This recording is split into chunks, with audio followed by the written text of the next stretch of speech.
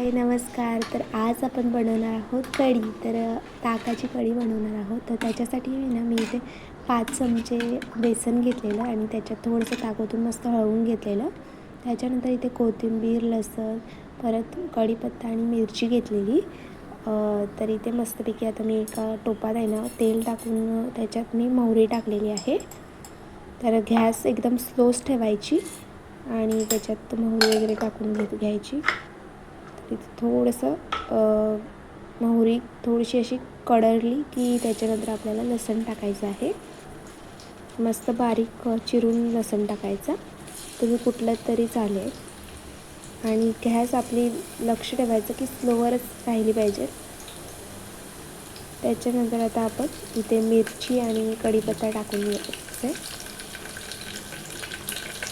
तर मिरची आणि कढीपत्ता टाकायच्यानंतर छान असं त्याला कडकडून द्यायचं. म्हणजे तो जो तिखटपणा येतो ना खूप छान येतो आणि तडकासुद्धा छान बसतो.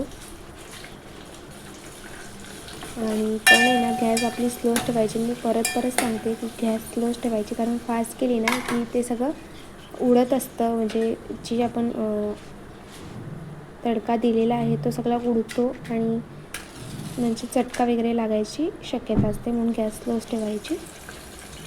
त्याच्यानंतर आता आपण ह्याच्यात हळद टाकायची आहे. तर आता मी हळद टाकून घेते त्याला. तर आपण 1 चम्मच असं हळद टाकते. तर 1 चम्मच टाकलं नव्हतं, मी अर्धा चम्मच टाकलेलं परत. तर मी त्याच्यात अजून थोडं असं करून टाकत होते बघा. म्हणजे जेमतेम मी 1.5 चम्मच हळद टाकलेली आहे. तर असं आता मिक्स करून घेऊया. मिक्स करायचं.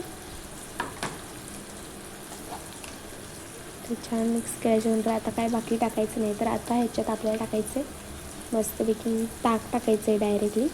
तर इथे छान असं हलवून घ्यायचं आहे सारखी. आणि थोडीशी मला कमी हळद वाटत होती म्हणून मी वरून परत हळद टाकलेली आहे.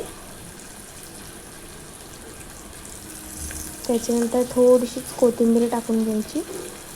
आणि सगळी कोथिंबीर टाकायची नाही, एकदम थोडीशीच कोथिंबीर टाकून घ्यायची, कारण नंतर आपल्याला कोथिंबीर टाकायची आहे.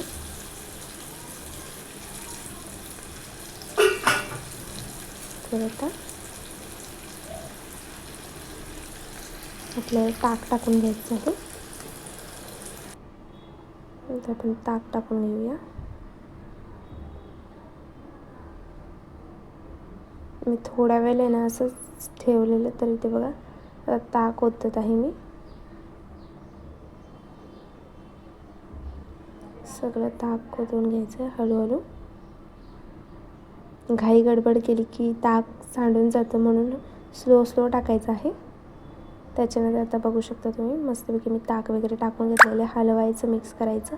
तर मी इथे साखर टाकलेली आहे. तुमच्याकडे गूळ असलं तर गूळसुद्धा तुम्ही टाकू शकता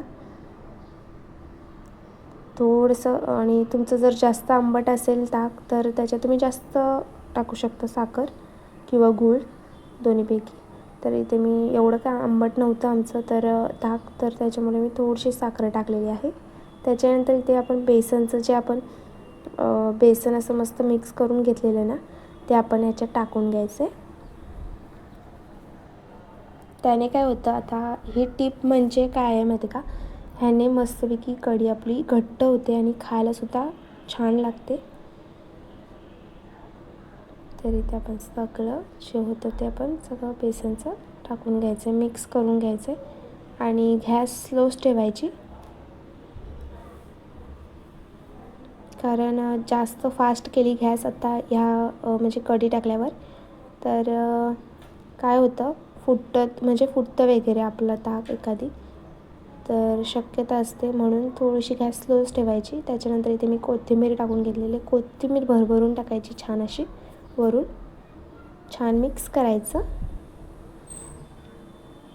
तर बघू शकता किती छान झालेली आहे आपली कढी आणि एकदम मस्त असं स्मेल.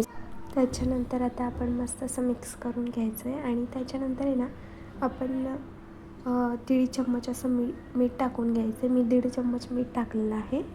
तुम्ही बघू शकता. आता तुम्ही तुमच्या चवीनुसार मीठ टाकू शकता, असं काही नाही आहे. मी 1.5 चम्मच टाकलेलं आहे. आणि तर तुम्हाला हे व्हिडिओ आवडले असेल तर लाईक आणि सबस्क्राईब करा आणि नक्की अशी कढी बनवून तुम्ही सुद्धा एन्जॉय करा. तर काही लोक व्हिडिओ बघतात पण लाईक आणि सबस्क्राईब करत नाही, तर प्लीज त्यांनी लाईक आणि सबस्क्राईब नक्की करा. Bye bye.